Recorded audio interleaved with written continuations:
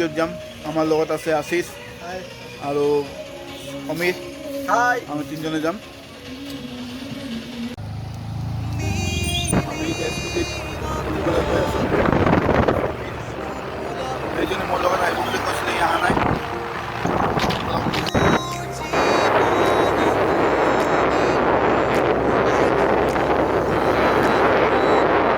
আমি আহোঁতে বস্তু এটা দেখাম আপোনালোকক।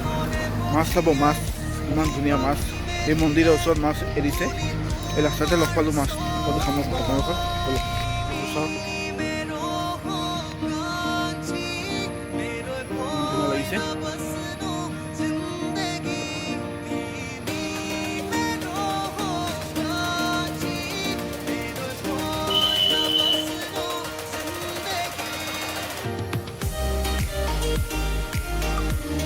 আমি এতিয়া গৈ পামেই গমটো গেট, অকণমান দূৰ আছে।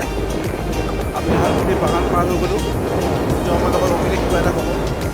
হাই, আমি এতিয়া গৈ আছোঁ গমটো গেট বুলি। তাত আজি যাম।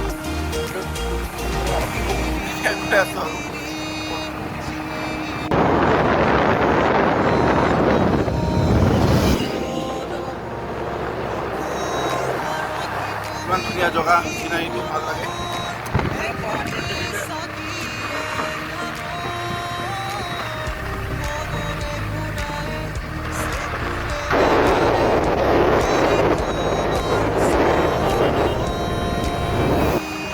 কিবা খাব আহিছোঁ, ভুজিয়া খাবলৈ খাম আহিছোঁ। আৰু ঠাণ্ডা।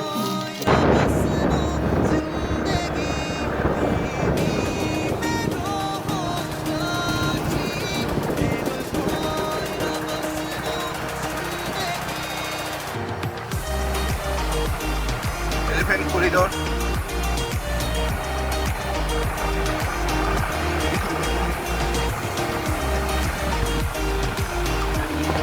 থাকে ইয়াত।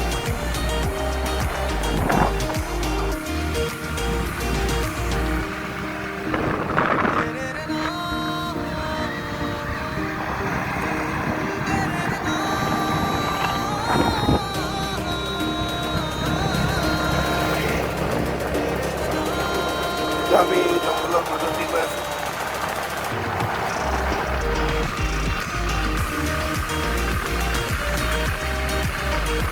বহুত ধুনীয়া লাগে চিনাৰীটো চাবলৈ।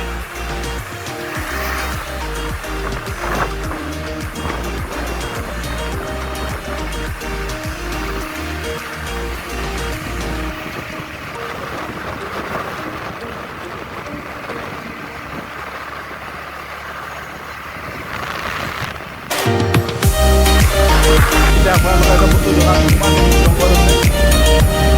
পুৰা গছে গছ সোমাই গ'ল।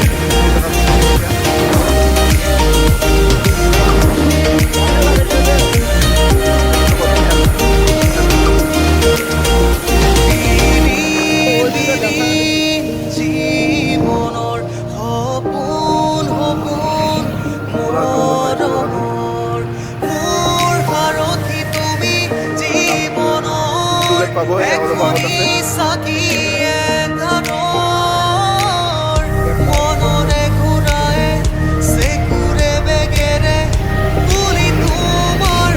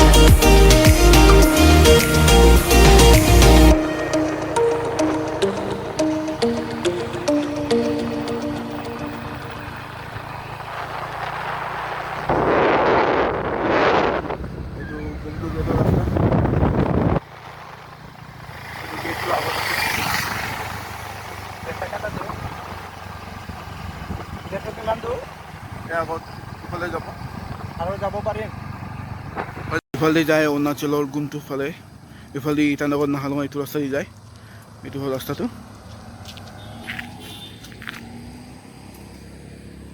ইফালে গাড়ী আহি আছে এইটো হ'ল গুমটো গেট আগত আছে